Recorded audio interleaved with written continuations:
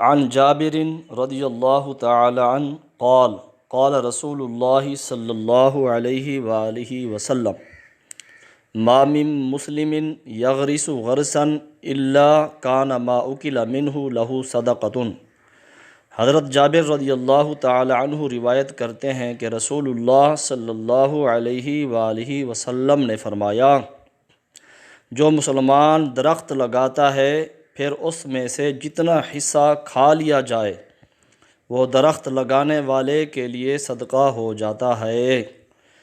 وما سرق منہ لہ صدقۃ، اور جو اس میں سے چرا لیا جائے وہ بھی صدقہ ہو جاتا ہے۔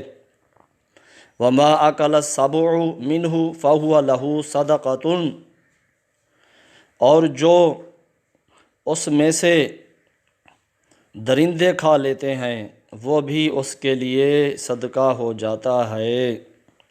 وما اکلت الطیر فہو لہ صدقۃ، اور جتنا حصہ اس میں سے پرندے کھا لیتے ہیں وہ بھی اس کے لیے صدقہ ہو جاتا ہے۔